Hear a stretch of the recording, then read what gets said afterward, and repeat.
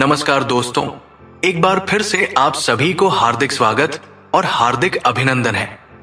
दोस्तों, किस कारण से देवी लक्ष्मी घर को छोड़कर चली जाती है और कौन से घर में मां लक्ष्मी का वास सदा रहता है, आइए इस प्राचीन कथा के माध्यम से जान लेते हैं। दोस्तों, ये कथा अत्यंत रोचक और ज्ञानवर्धक है। इस कथा के माध्यम से आपको अनेक प्रकार की महत्वपूर्ण जानकारी प्राप्त होगी, इसीलिए आप इस कथा को पूरा अवश्य देखें। दोस्तों, एक समय की बात है। देवर्षि नारद भगवान श्री कृष्ण से मिलने के लिए द्वारिका नगरी में पधारते हैं। नारद जी को देखकर भगवान श्री कृष्ण कहते हैं, हे देवर्षि, पधारिए, द्वारिका नगरी में आपका स्वागत है। आज द्वारिका में आने का क्या प्रयोजन है? देवर्षि नारद जी कहते हैं, हे प्रभु, मन में आपके दर्शन करने की इच्छा हुई सो चला गया। भगवान श्री कृष्ण मुस्कुराते हुए कहते हैं, हे देवर्षि, अवश्य ही आपके मन में आज कोई ना कोई शंका निर्माण हो गई होगी, इसीलिए निसंकोच होकर पूछ लीजिए। देवर्षि कहते हैं, हे प्रभु, आप तो सब कुछ जानते हैं। मेरे मन में जो भी शंका है उसके विषय में भी आपको पता है, लेकिन फिर भी अगर आप पूछ रहे हैं तो बताने की चेष्टा करता हूं। हे प्रभु, आज मैं आपके पास ये जानने के उद्देश्य से आया हूं कि किस कारण से मनुष्य के जीवन में दरिद्रता आती है।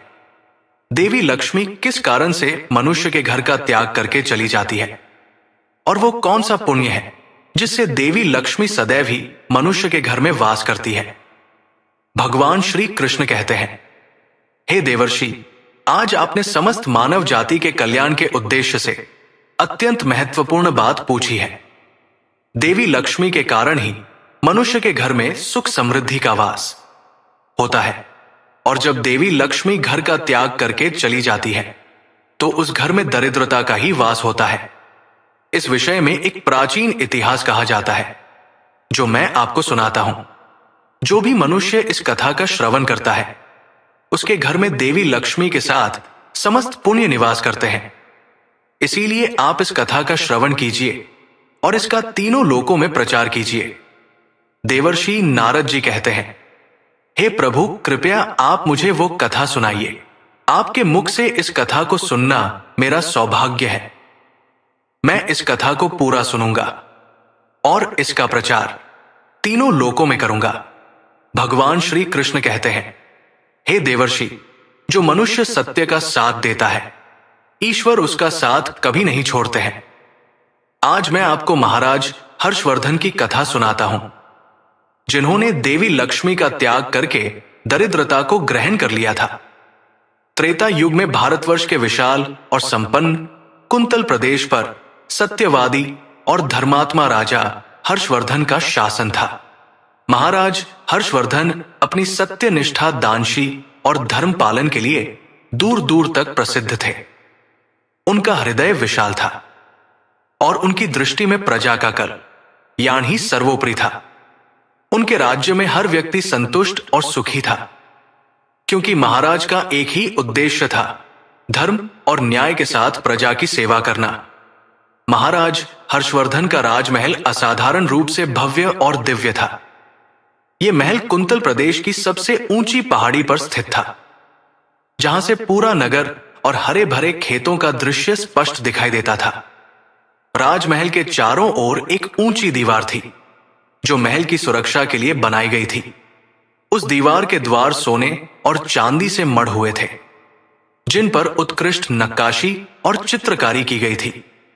महल के अंदर प्रवेश करते ही सोने के खंभों की एक लंबी पंक्ति देखने को मिलती थी। हर खंभे पर बहुमूल्य रत्न जड़े थे, जो सूर्य की किरणों से जगमगाते थे।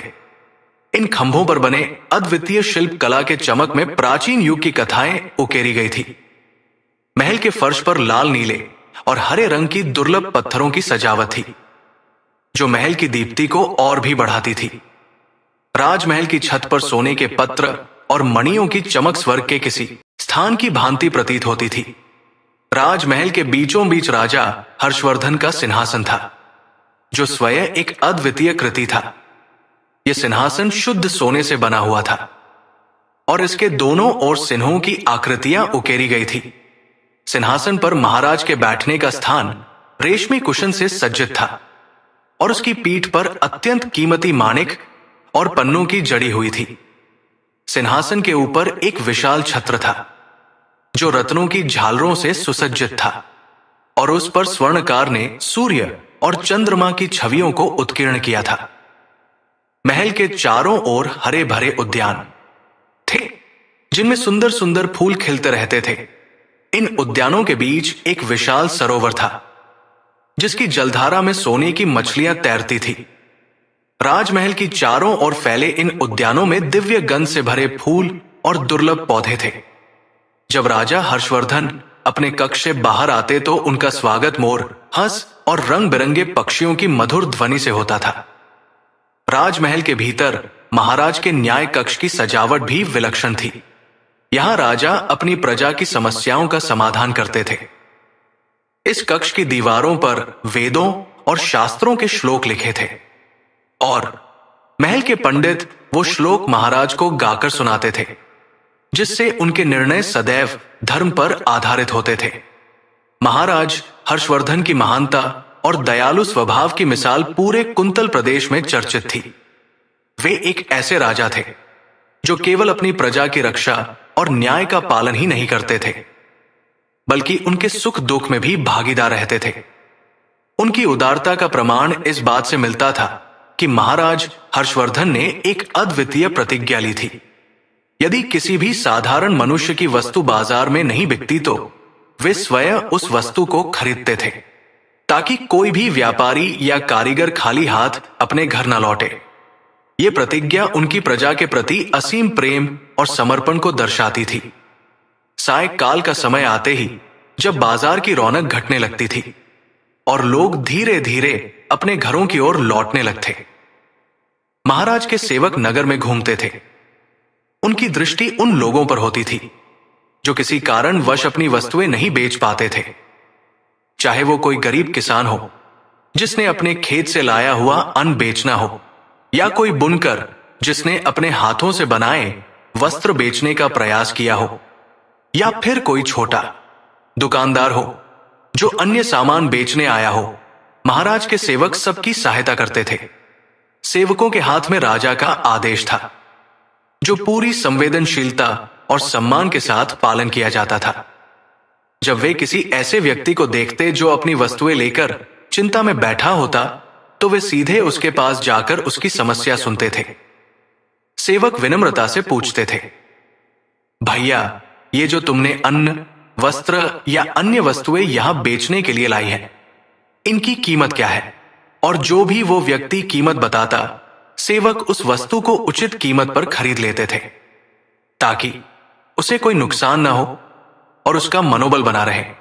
ये सब महाराज के आदेश पर होता था, लेकिन इसे इस प्रकार निभाया जाता था कि किसी को भी ये एहसास ना हो कि ये कोई दान है, बल्कि ये राजा का एक प्रकार से समर्थन और सहयोग था जो उनके हृदय से प्रजा के प्रति प्रेम और कर्तव्य बोध का प्रतीक था।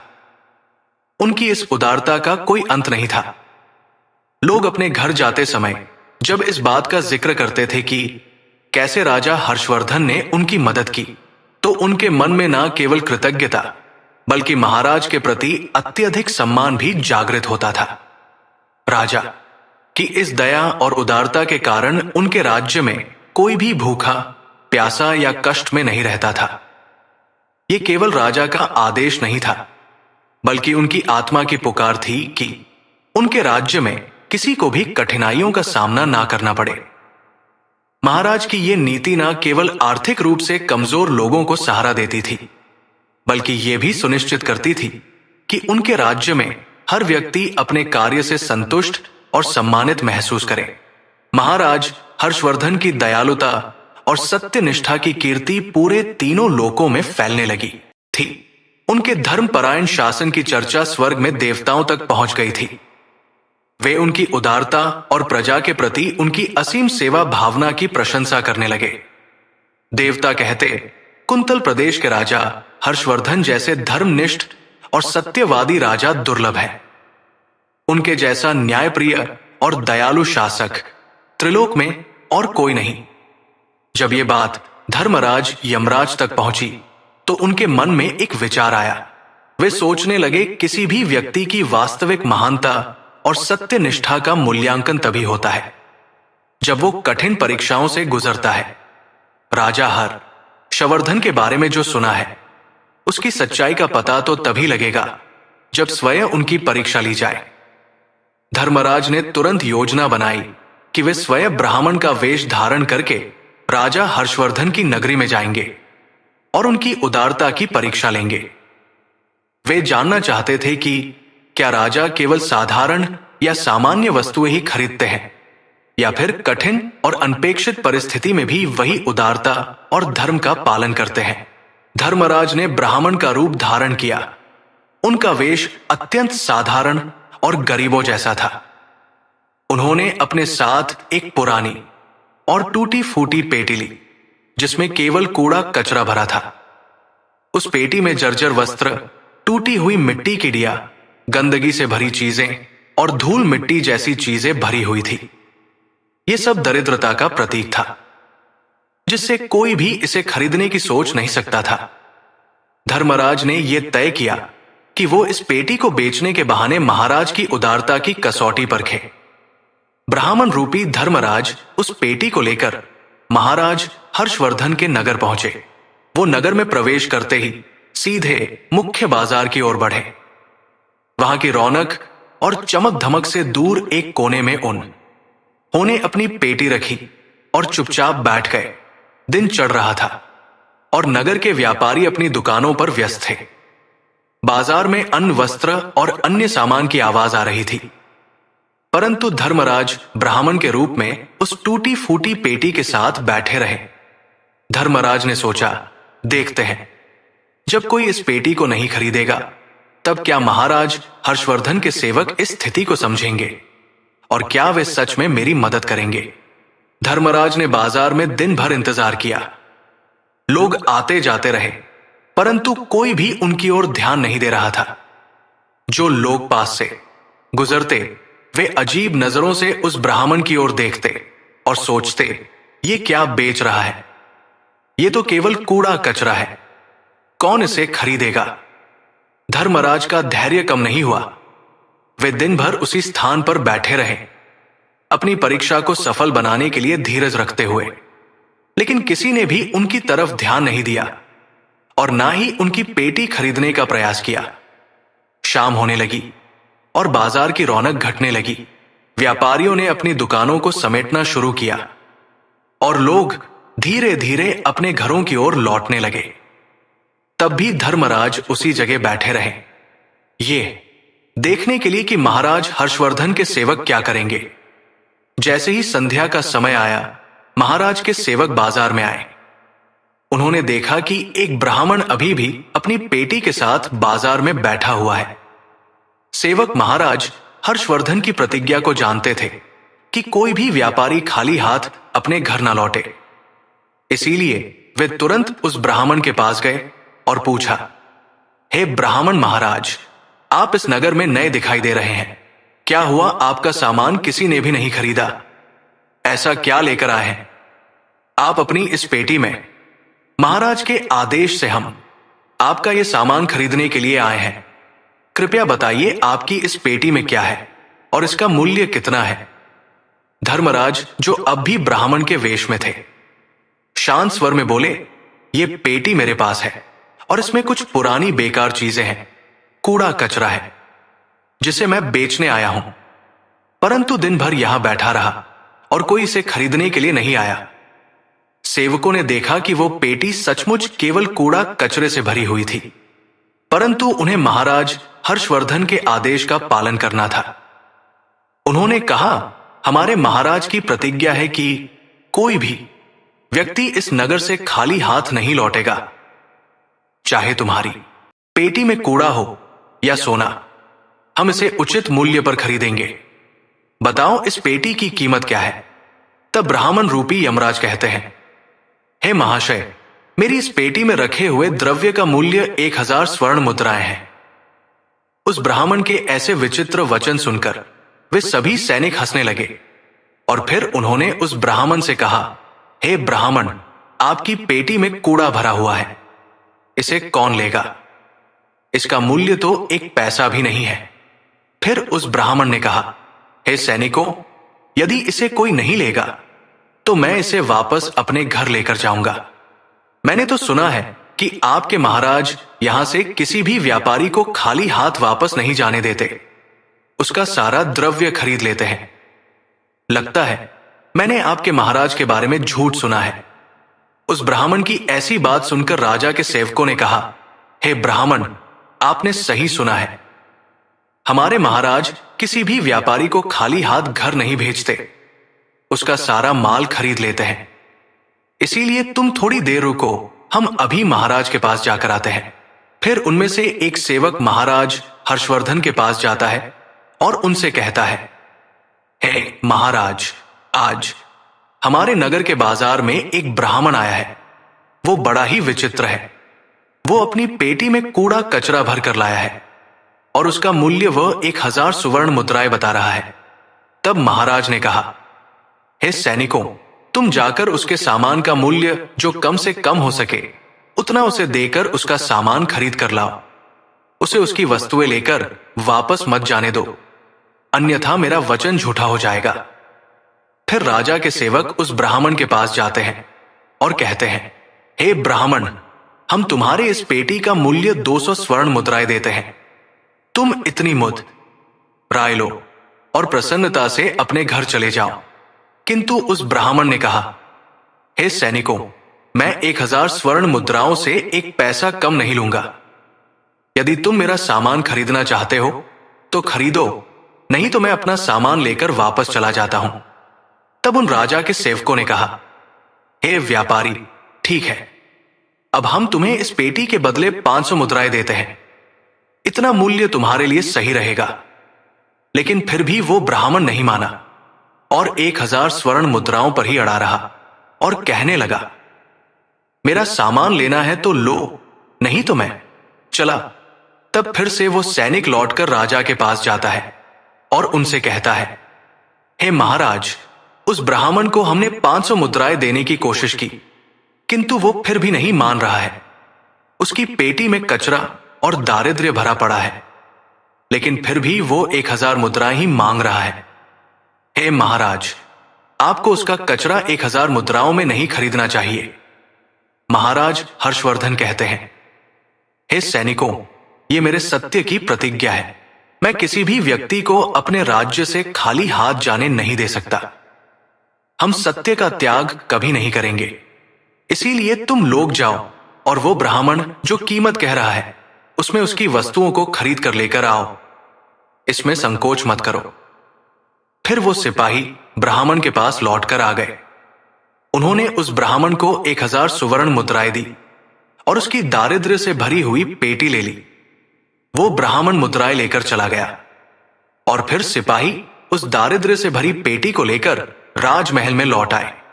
वे सिपाही उस कचरे से भरी पेटी को लेकर महाराज के सामने खड़े हो गए। जब महाराज ने देखा तो वो पेटी सचमुच दराद्र से भरी हुई थी। फिर महाराज ने अपने सिपाहियों को कहकर उस पेटी को राजमहल के अंदर रखवा दिया और सिपाही उस पेटी को लेकर राजमहल के अंदर चले गए। फिर जब शाम होने को आई और महाराज हर्षवर्धन अपने महल के बाहर कुछ विचार मग्न होकर टहल रहे थे, कुंतल प्रदेश के आकाश में चांदनी अपनी शीतलता फैला रही थी और महल की दीवारों पर उसकी किरणें मानो सोने की सी आभा बिखेर रही थी। तभी महल के द्वार से एक अद्वितीय और दिव्य सौंदर्य की स्त्री बाहर निकली। वो स्त्री अत्यंत आकर्षक और दिव्य थी। उसके 4 हाथ थे और प्रत्येक हाथ में सुंदर कमल पुष्प सुशोभित हो रहे थे। उसके मुख पर गहरी शांति और सौम्यता थी और उसने नाना प्रकार के कीमती आभूषण धारण कर रखे थे, जिनकी चमक रात के अंधकार को भी फीका कर रही थी। उसकी उपस्थिति इतनी दिव्य थी कि मानो स्वयं देवी स्वर्ग से उतर कर आई हो। महाराज हर्षवर्धन ने जब उस अद्वितीय रूपवती स्त्री को देखा तो वे आश्चर्य में डूब गए। उन्होंने अपने हाथ जोड़े और विनम्र स्वर में उस स्त्री से प्रश्न किया, हे देवी, आप कौन हैं? इस रात्रि के शांत समय में आपके आगमन का क्या कारण है? आप कहां से आ रही हैं और कहां जाने का विचार कर रही हैं? महाराज की ऐसी प्रश्नों से भरी विनम्रता को सुनकर वो स्त्री मुस्कुराई और धीरे धीरे बोली, हे राजन, मैं तुम्हारे राज्य की लक्ष्मी हूं। मैं ही वो देवी हूं जो आपके राज्य और महल में सुख समृद्धि का वास बनाए रखती हूं। आपके धर्म और सत्य की प्रतिज्ञा के कारण ही मैं आपके महल में निवास करती हूं। जब जब आपने सत्य का मार्ग अपनाया और अपनी प्रजा के हित में दया, करुणा और न्याय का पालन किया, तब तब मैंने आपके राज्य और महल को संपन्नता और वैभव से आलोकित किया है। देवी लक्ष्मी की यह बात सुनकर महाराज के मन में एक संतोष का भाव आया, लेकिन अगले ही पल देवी ने अपनी वाणी में एक गंभीरता भरकर कहा, किंतु हे राजन, आज एक दुर्भाग्यपूर्ण घटना घटित हुई है। आपने आज उस पेटी को अपने महल में स्वीकार किया जिसमें दरिद्रता का दुष्प्रभाव था। वो पेटी जिसमें केवल कूड़ा कचरा था, दरिद्रता का प्रतीक है, और जहां दरिद्रता निवास करती है वहां लक्ष्मी का वास असंभव हो जाता है। मेरे नियम और स्वभाव के अनुसार मैं दरिद्रता के साथ एक ही स्थान पर नहीं रह सकती। अतः मैं आज इस महल का त्याग कर रही हूं। महाराज हर्षवर्धन ने देवी लक्ष्मी के वचन सुने और उनके मन में एक गहरा दुख व्याप्त हो गया, परंतु वे अपने धर्म और सत्य की प्रतिज्ञा से बंधे हुए थे। उन्होंने अत्यंत विनम्रता से हाथ जोड़कर देवी लक्ष्मी को प्रणाम किया और विनम्र स्वर में बोले, हे मां लक्ष्मी, आपकी जैसी इच्छा। मैंने सदैव धर्म और सत्य का पालन करने का प्रण लिया है और मैं अपने वचन से बंधा हुआ हूं। यदि मेरी प्रतिज्ञा के कारण दरिद्रता मेरे महल में आई है तो मैं अपने वचन से पीछे नहीं हट सकता। भले ही मैं आपको खो दूं, परंतु मैं अपने सत्य और धर्म से मुख नहीं मोड़ सकता। कृपया आप मुझे क्षमा करें। देवी लक्ष्मी महाराज के इस धर्मनिष्ठ उत्तर को सुनकर कुछ पलों तक मौन रही।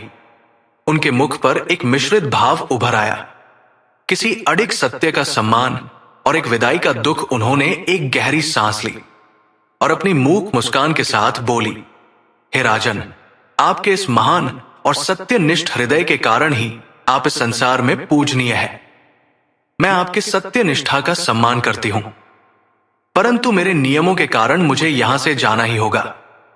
इसके बाद देवी लक्ष्मी ने महाराज को अपना आशीर्वाद दिया और धीरे धीरे महल से बाहर निकल गई।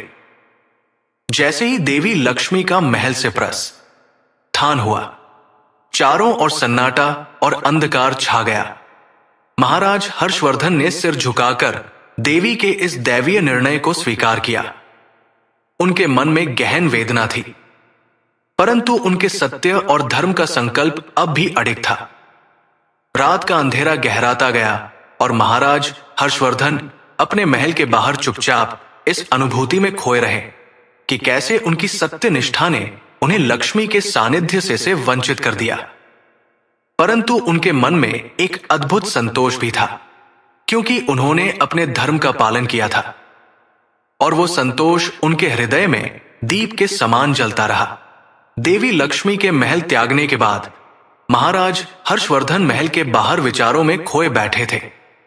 उनके मन में देवी लक्ष्मी के जाने का गहरा दुख था, परंतु वे अपनी सत्य निष्ठा और प्रतिज्ञा के कारण संतुष्ट भी थे। तभी उन्होंने एक और अद्भुत दृश्य देखा। महल के दरवाजे से एक अत्यंत सुंदर और तेजस्वी युवा पुरुष बाहर निकलते दिखाई दिए। उसका मुखमंडल तेज और दिव्यता से आलोकित था। उसकी चाल में एक अभिजात्य का भाव था और उसकी आंखों में गहराई और करुणा का असीमित भंडार झलक रहा था। उसके वस्त्र रेशमी और भव्य थे और वो किसी देवता के समान प्रतीत हो रहा था। महाराज हर्षवर्धन ने जब उस सुंदर पुरुष को देखा तो वे एक बार फिर आश्चर्य में पड़ गए। उन्होंने अपने मन की शांति को बनाए रखते हुए उस युवक को प्रणाम किया और नम्र स्वर में पूछा, हे देव, आप कौन हैं? आप यहां किस कारण आए थे और अब कहां जा रहे हैं? उस युवक ने मुस्कुराते हुए महाराज की ओर देखा और विनम्रता से उत्तर दिया, हे राजन, मेरा नाम दान है मैं सदैव उन स्थानों पर निवास करता हूं जहां सत्य, धर्म और उदारता का वास हो। आपकी सत्य निष्ठा, धर्म परायणता और प्रजा के प्रति करुणा के कारण मैं आपके राजमहल में निवास करता था। आपके राज्य में मुझे सम्मान प्राप्त था, क्योंकि आप सदैव अपने संकल्पों का पालन करते थे और हर व्यक्ति को उचित सहयोग और सहायता प्रदान करते थे। किंतु हे महाराज, अब देवी लक्ष्मी आपके महल को त्याग कर चली गई है। जहां लक्ष्मी नहीं होती, वहां दान का कोई अस्तित्व नहीं रह सकता। बिना लक्ष्मी के आप दान कैसे कर सकेंगे? इसीलिए मुझे भी अब इस राज महल का त्याग करना होगा। मैं आपकी सत्य निष्ठा और प्रतिज्ञा की परीक्षा देखकर अत्यंत प्रभावित हूं।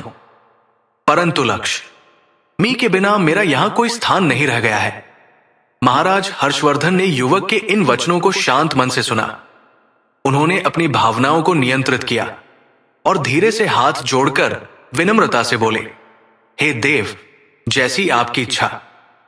यदि आपका यहां रहना संभव नहीं है तो मैं आपको जाने की अनुमति देता हूं। मेरे लिए सत्य और धर्म का पालन सर्वोपरि है। भले ही मेरे महल में दरिद्रता का वास हो जाए, भले ही मेरी संपत्ति और वैभव चले जाए, परंतु मैं अपनी प्रतिज्ञा और अपने धर्म से कभी विचलित नहीं हो सकता। आप मेरे इस निर्णय के प्रति जो भी भाव रखें, वो आपके अपने विचार हैं, किंतु मेरा मार्ग सत्य का मार्ग है और मैं इस मार्ग से कभी विचलित नहीं हो सकता। महाराज के इन वचनों को सुनकर वो युवक, जो वास्तव में स्वयं दान का प्रतीक था, कुछ क्षणों तक महाराज को देखता रहा। उसकी आंखों में महाराज के प्रति सम्मान का भाव उभर आया और उसने नमन करते हुए कहा, हे राजन, आपकी सत्य निष्ठा और धर्म पालन का ये दृढ़ संकल्प केवल पृथ्वी पर ही नहीं अपितु स्वर्ग लोकों में भी अमर रहेगा। मैं आपके इस महान आदर्श से अति प्रभावित हूं, किंतु मुझे अब यहां से जाना होगा। परंतु आपकी ये महानता सदा सर्वदा तक याद रखी जाएगी। इतना कहकर वो युवक, जिसे देखकर ऐसा प्रतीत होता था कि उसकी उपस्थिति से समस्त संसार में वैभव की वर्षा होती है, धीरे धीरे महल के द्वार से बाहर निकल गया। उसका प्रकाशमय स्वरूप और उसकी दिव्यता महल से विलुप्त हो गई। महाराज ने एक बार फिर दुखी हृदय से उसे जाते हुए देखा, परंतु उनकी आत्मा में धर्म और सत्य का ऐसा दीप जल रहा था जो उनके हृदय को संतुष्ट और अडिग बनाए हुए था। दान का महाराज के महल से प्रस्थान उस राज महल के लिए एक विशेष क्षण था। वो महल जो अभी तक धन, वैभव और दानशीलता का प्रतीक था, अब धीरे धीरे अपनी आभा खोने लगा था। परंतु महाराज हर्षवर्धन का हृदय अब भी शांत था, क्योंकि उन्होंने अपने धर्म और सत्य निष्ठा का पालन किया था। महाराज हर्षवर्धन अपने राजमहल के द्वार पर ही खड़े थे, जहां वे देवी लक्ष्मी और दान के जाने से गहरे चिंतन में थे। अभी वे इस सत्य को स्वीकार ही कर रहे थे कि उनकी सत्य निष्ठा के चलते उन्हें अपनी समृद्धि और दानशी को भी त्यागना पड़ा। तभी महल के दरवाजे पर एक और सुंदर और तेजस्वी पुरुष प्रकट हुआ। उसकी उपस्थिति में एक दिव्य प्रकाश था, मानो उसके चारों ओर यज्ञ की अग्नि की पवित्रता हो। उसकी आभा और तेज से ऐसा प्रतीत हो रहा था कि वो स्वयं देवताओं का कोई स्वरूप हो, जिसने राजमहल में वास किया था। महाराज ने जब उस तेजस्वी पुरुष को देखा तो वो आश्चर्य में पड़ गए और उन्होंने अपने हाथ जोड़कर नम्रता से पूछा, हे देव, आप कौन हैं और इस समय कहां जा रहे हैं? आपके महल से निकलने का कारण क्या है और क्या आप भी मेरा त्याग करके जा रहे हैं?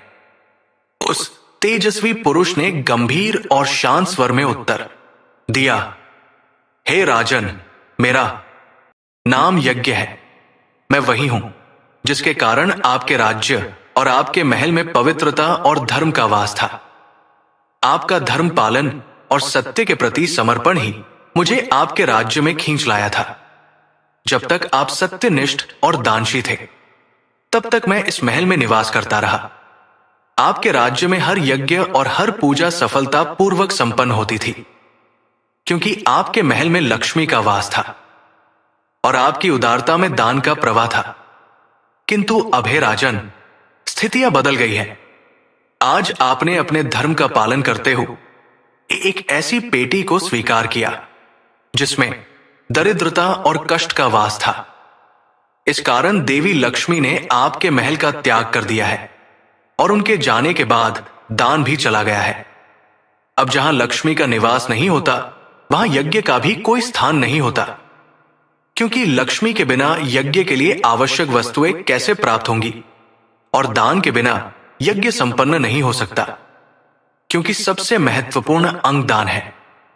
महाराज ने यज्ञ के इन शब्दों को सुनकर एक गहरी वेदना का अनुभव किया, परंतु उनकी सत्यनिष्ठा और धर्म के प्रति अडिग बने उन्हें फिर से अपनी प्रतिज्ञा की याद दिलाई। उन्होंने शांत स्वर में उत्तर दिया, हे देव, आपकी ये बात सत्य है। मैं समझता हूं कि लक्ष्मी और दान के बिना यज्ञ का यहां ठहरना असंभव है, परंतु मेरे लिए सत्य का पालन ही सर्वोपरि है।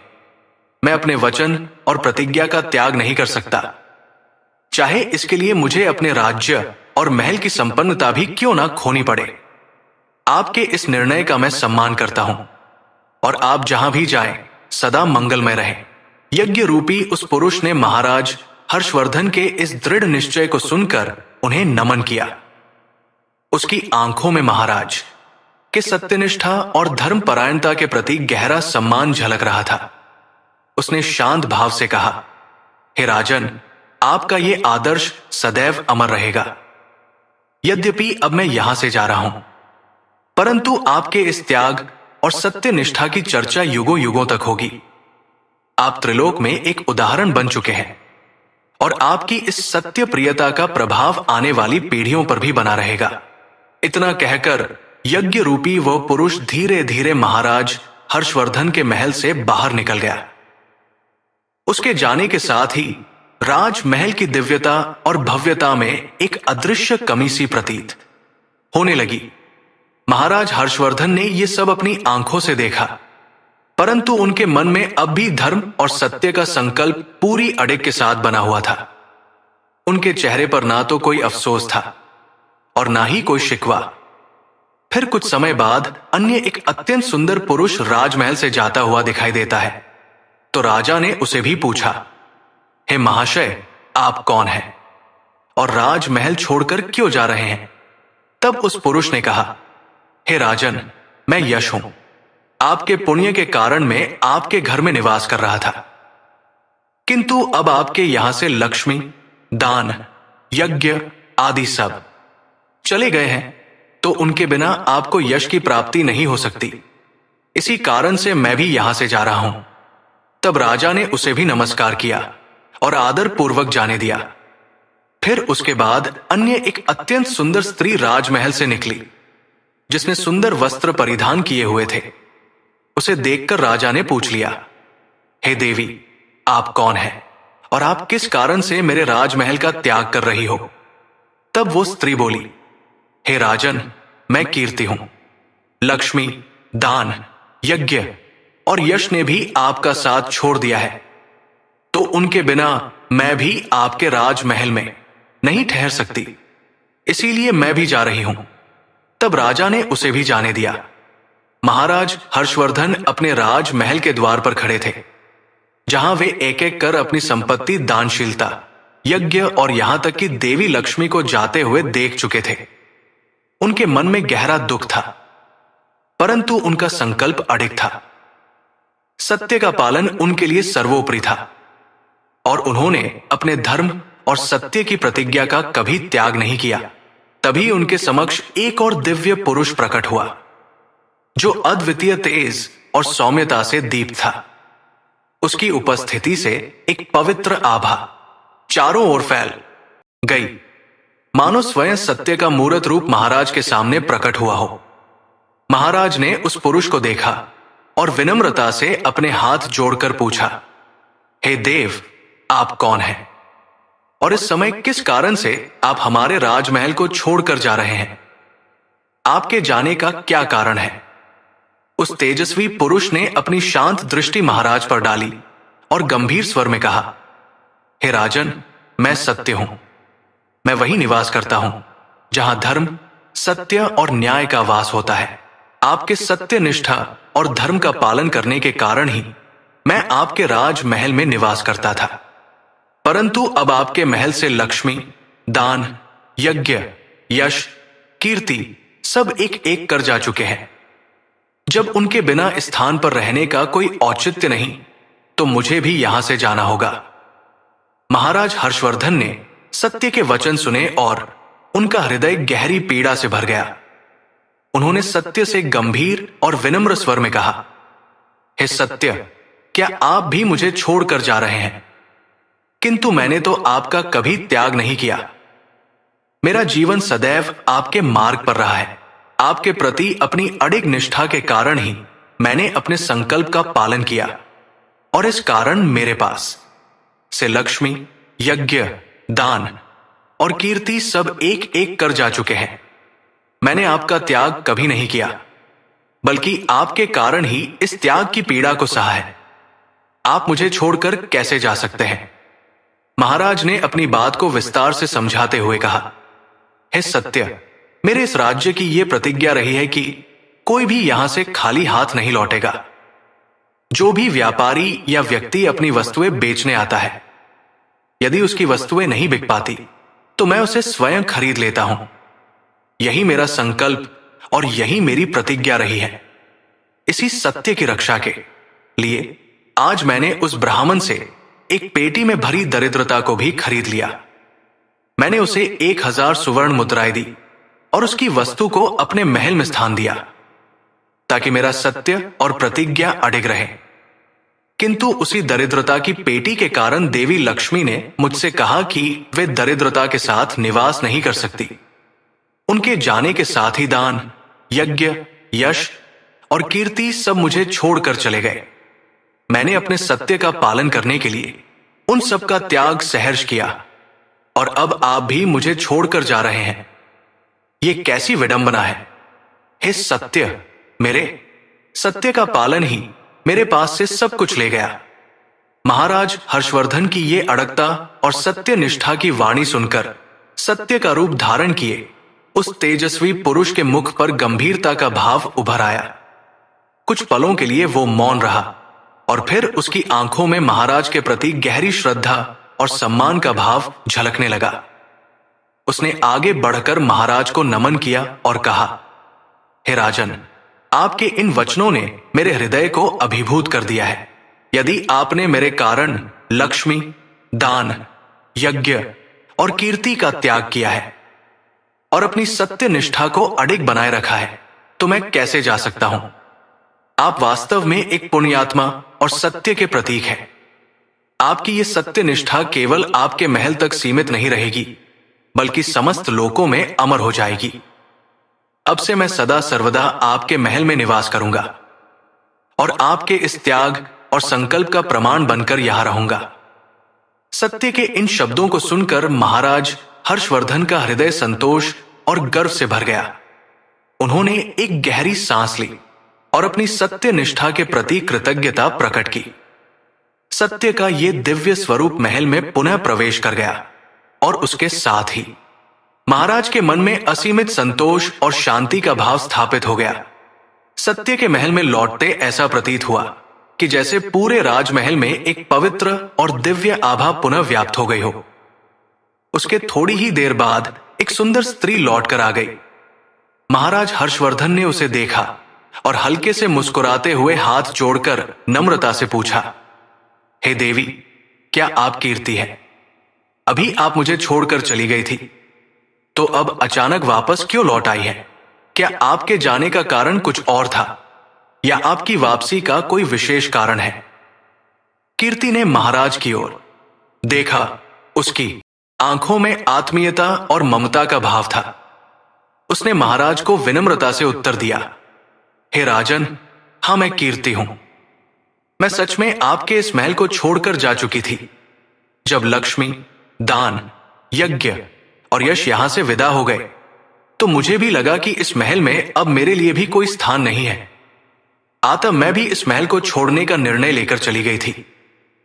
किंतु हे राजन, जाते ही मुझे एहसास हुआ कि मैंने एक बहुत बड़ी गलती की है। मैं लक्ष्मी, यज्ञ, दान और यश के बिना रह सकती हूं, परंतु सत्य के बिना नहीं। सत्य के बिना कीर्ति का कोई अस्तित्व नहीं होता। जहां सत्य का निवास होता है, वही कीर्ति स्थायी होती है। सत्य के बिना कीर्ति केवल एक क्षणिक आभा मात्र है, जो शीघ्र ही विलीन हो जाती है। आज जब मैंने देखा कि आप सत्य के प्रति अडिग हैं और आपने सत्य के लिए सब कुछ त्याग दिया है, तो मेरे मन में गहरा पश्चाताप हुआ। मुझे एहसास हुआ कि यदि मैं भी सत्य को छोड़ दूं तो मैं अपनी स्वयं की सच्ची पहचान खो दूंगी।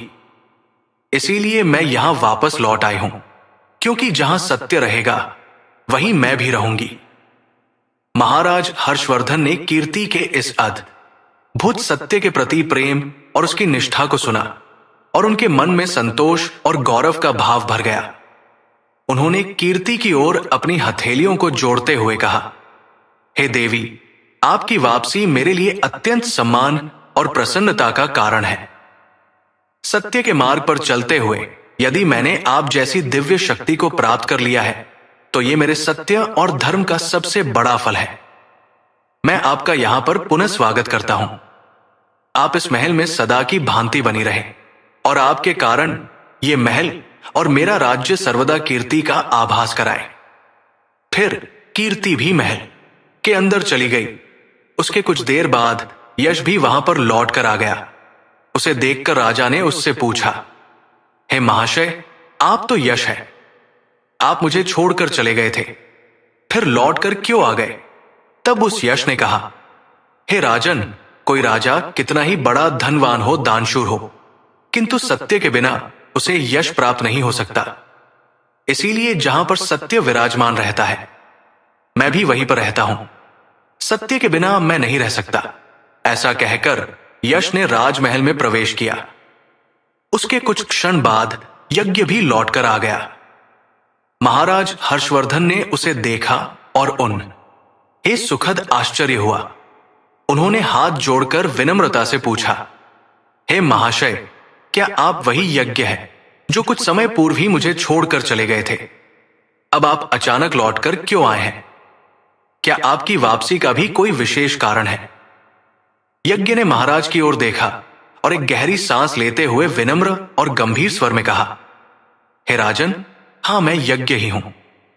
मैं पहले आपके महल को छोड़कर चला गया था, क्योंकि मुझे लगा था कि लक्ष्मी, दान और कीर्ति के बिना मेरे यहां रहने का कोई औचित्य नहीं है। जब महल में समृद्धि नहीं थी और दान का भी अभाव हो गया था, तो मैंने सोचा कि मैं यहां कैसे रह सकता हूं। किंतु जाते जाते मुझे यह एहसास हुआ कि मैंने एक बहुत बड़ी भूल कर है। हे राजन, किसी भी यज्ञ का आधार सत्य है। चाहे कोई कितना ही धनवान हो या दानशी हो, परंतु यज्ञ का वास्तविक महत्व तब तक नहीं होता जब तक उसमें सत्य का आचरण नहीं होता। बिना सत्य के यज्ञ का कोई अस्तित्व नहीं होता। सत्य के बिना यज्ञ एक खोखला प्रतीक मात्र है, जो अपनी पवित्रता का प्रभाव खो देता है। जहां सत्य का वास होता है, वही यज्ञ की शोभा होती है, वही यज्ञ का फल मिलता है। आपने सत्य का पालन किया है। आपने अपनी प्रतिज्ञा को निभाने के लिए अपने पास से लक्ष्मी, दान और यहां तक कि कीर्ति को भी जाने दिया। यह आपका अद्वितीय संकल्प और सत्य निष्ठा ही है, जो मुझे यहां लौटने के लिए बाध्य कर रही है। आप में सत्य का वास है, और जहां सत्य है, वहां मैं कैसे अनुपस्थित रह सकता हूं? इसी सत्य के प्रति सम्मान और आपके धर्म के प्रति अडिग निष्ठा ने मुझे ये अनुभव कराया कि मुझे आपका साथ छोड़ना नहीं चाहिए।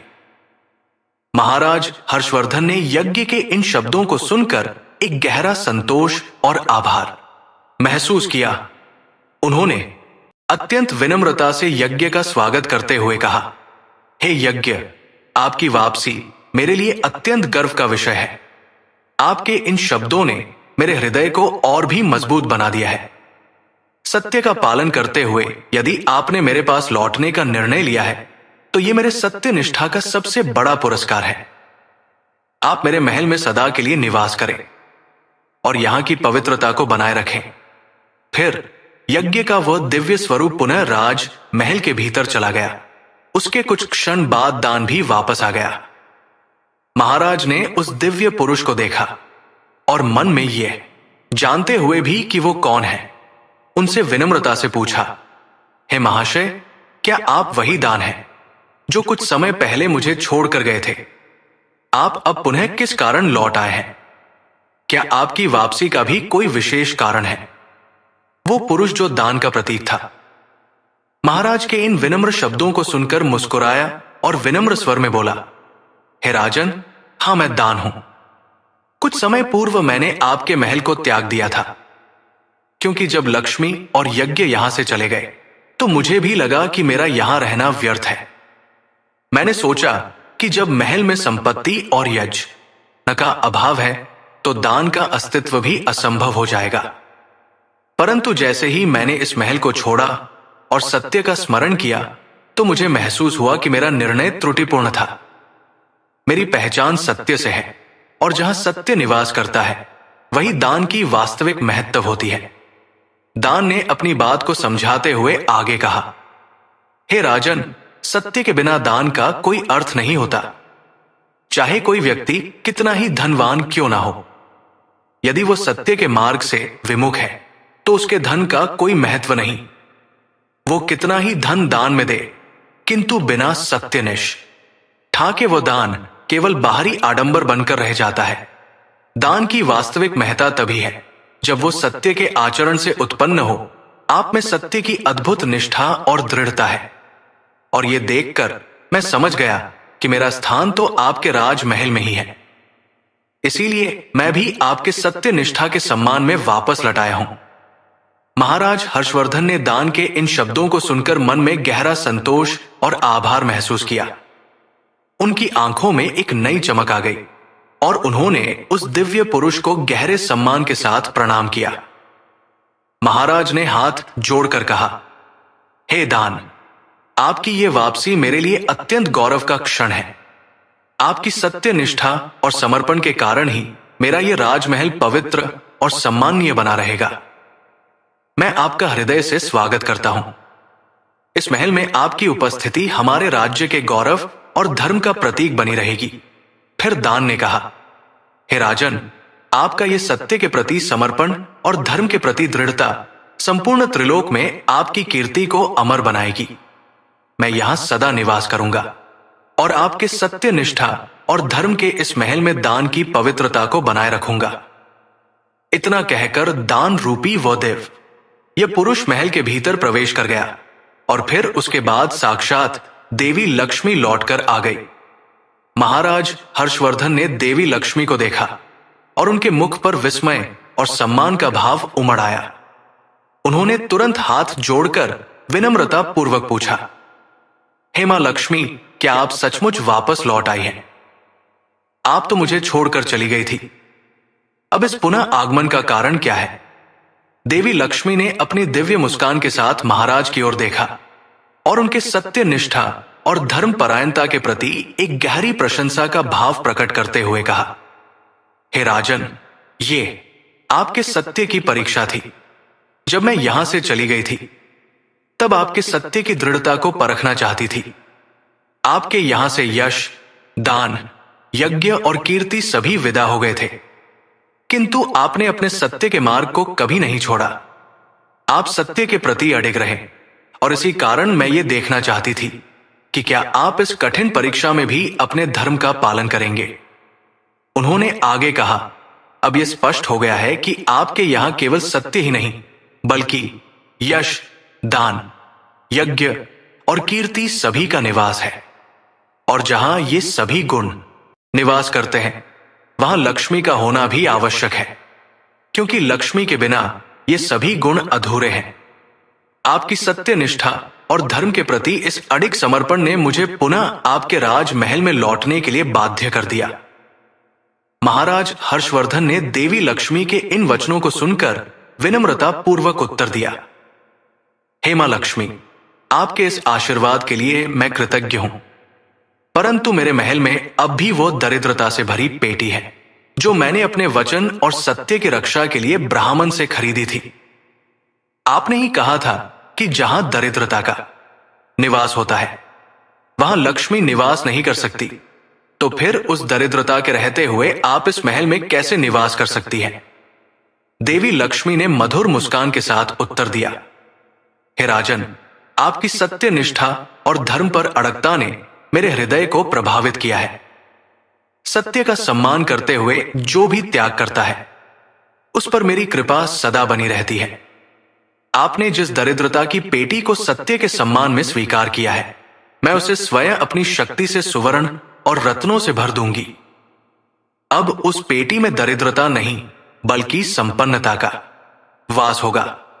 ये कहते हुए देवी लक्ष्मी ने अपना आशीर्वाद प्रदान किया और पुनः राज महल में प्रवेश कर गई। उनके कदमों का स्पर्श होते ही महल के वातावरण में दिव्यता और आभा का एक अद्वितीय संचार हो गया। जैसे ही देवी लक्ष्मी ने महल के भीतर कदम रखा, उसे ही उस दरिद्रता से भरी पेटी, जिसमें पहले कूड़ा कचरा और टूटी फूटी वस्तुएं भरी थी, अचानक से सुवर्ण मुद्राओं, कीमती रत्नों और बहुमूल्य आभूषणों से भर गई। कूड़ा कचरा, धूल मिट्टी और दरिद्रता का प्रत्येक अंश उस पेटी से विलीन हो गया और उसके स्थान पर वहां अपार संपत्ति का भंडार उत्पन्न हो गया। इसके कुछ समय के पश्चात स्वयं धर्मराज ब्राह्मण के रूप में राजमहल में आ गए। उनका चेहरा तेज और ज्ञान से ओतपोत था। उनकी आंखों में गहरी गंभीरता और सादगी थी। महाराज ने उन्हें देखते ही उनका आदर पूर्वक स्वागत किया और पूछा, हे विप्र, आप कौन हैं? आपने तो मेरा त्याग नहीं किया था, फिर आप आज मेरे राजमहल में किस कारण से पधारे हैं? वो ब्राह्मण जो अत्यंत सरलता से मुस्कुरा रहा था, धीरे धीरे महाराज की ओर देखते हुए बोला, हे राजन, मैं वास्तव में धर्म हूं, जिसने तुम्हारी सत्य निष्ठा की परीक्षा लेने के लिए ब्राह्मण का रूप धारण किया था। मैं वही हूं जिसने 1000 सुवर्ण मुद्राओं के बदले तुम्हें दरिद्रता से भरी पेटी दी थी। महाराज हर्षवर्धन आश्चर्य से भर गए। उन्होंने अद्भुत सम्मान और विनम्रता से पूछा, हे विप्र, वो तो आप साक्षात धर्म हैं। आप ही वो थे जिन्होंने मेरी परीक्षा ली थी। ब्राह्मण ने हल्के से मुस्कुराते हुए अपना दिव्य स्वरूप प्रकट किया। अब वो ब्राह्मण का रूप छोड़कर स्वयं धर्मराज के रूप में महाराज के सामने प्रकट हुए। उनका तेज ऐसा था कि समस्त राजमहल उस दिव्यता से चमक उठा। धर्मराज की उपस्थिति में उनके चारों ओर एक दिव्य आभा फैल गई थी, जिससे महल में एक अद्वितीय पवित्रता और गौरव का वातावरण बन गया था। धर्मराज ने महाराज की ओर देखते हुए कहा, हे राजन, मैं ही धर्म हूं। मैंने तुम्हारी सत्य निष्ठा की परीक्षा लेने के लिए ब्राह्मण का रूप धारण किया था। जब मैंने तुम्हें वो दरिद्रता से भरी पेटी दी थी, तब मैं देखना चाहता था कि क्या तुम उस कठिन परिस्थिति में भी अपने सत्य का पालन करोगे या नहीं। तुम्हारी परीक्षा लेने का उद्देश्य ये जानना था कि क्या तुम्हारी सत्य निष्ठा वास्तव में इतनी अडिग है जितनी कीर्ति तुम्हारे बारे में फैली है। परंतु तुमने अपने अडिग सत्य और धर्म के बल से मुझे जीत लिया है। तुमने न केवल लक्ष्मी, यज्ञ, दान और कीर्ति को जाने दिया, बल्कि उस दरिद्रता को भी सहर्ष स्वीकार किया। तुम्हारी ये सत्य निष्ठा और धर्म का पालन वास्तव में अतुलनीय है। इसीलिए है राजन, मैं तुम्हें वरदान देने के लिए आया हूं। बताओ, मैं तुम्हें कौन सा वरदान प्रदान करूं? तुम्हारी इस सत्य निष्ठा के लिए तुम्हें किसी भी प्रकार का वर देने में मुझे अत्यंत गर्व का अनुभव हो रहा है। महाराज हर्षवर्धन धर्मराज के इन वचनों को सुनकर गहरे सम्मान से अभिभूत हो गए। उन्होंने विनम्रता से सिर झुकाकर हाथ जोड़कर कहा, हे धर्मराज, आपके साक्षात दर्शन मेरे जीवन का सबसे बड़ा वरदान है। आपकी कृपा और आशीर्वाद प्राप्त कर मैं धन्य हो गया हूं। मुझे और कुछ नहीं चाहिए। कृपया बस अपनी कृपा सदैव मुझ पर बनाए रखें, ताकि मैं इसी प्रकार सत्य और धर्म का पालन कर सकूं। धर्मराज ने महाराज हर्षवर्धन की इस विनम्रता और संतोष को देखा और उनके हृदय में गहरा आशीर्वाद उमड़ आया। उन्होंने अपने हाथ उठाकर महाराज को आशीर्वाद दिया और कहा, हे राजन, तुम्हारा ये संकल्प और सत्य निष्ठा सदा के लिए अमर रहेगी। तुम्हारा ये नाम और तुम्हारी कीर्ति तीनों लोकों में गूंजेगी।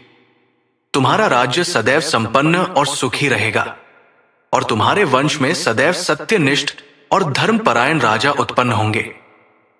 तुम्हारे इस महान सत्य, प्रेम और त्याग की गाथा युगों युगों तक संसार को प्रेरणा देती रहेगी।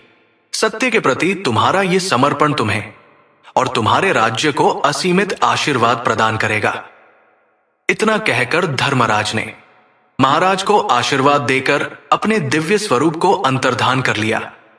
भगवान श्री कृष्ण कहते हैं, हे देवर्षि, इस प्रकार से अपने सत्य धर्म के कारण ही महाराज ने सभी पर विजय प्राप्त की थी। इसीलिए मनुष्य को कभी भी सत्य का अनादर नहीं करना चाहिए। हमेशा सत्य का पालन करना चाहिए। जो सत्य की राह पर चलता है उसके पास लक्ष्मी, दान, यज्ञ, यश, कीर्ति सदैव निवास करते हैं। तो दोस्तों, इस प्रकार से भगवान श्री कृष्ण ने नारद जी को अत्यंत महत्वपूर्ण ज्ञान दिया है। आपको ये कैसी लगी? कमेंट करके अवश्य बताएं। अगर जानकारी अच्छी लगी तो वीडियो को लाइक जरूर करें और कमेंट में जय श्री कृष्ण और जय मां लक्ष्मी जरूर लिखें।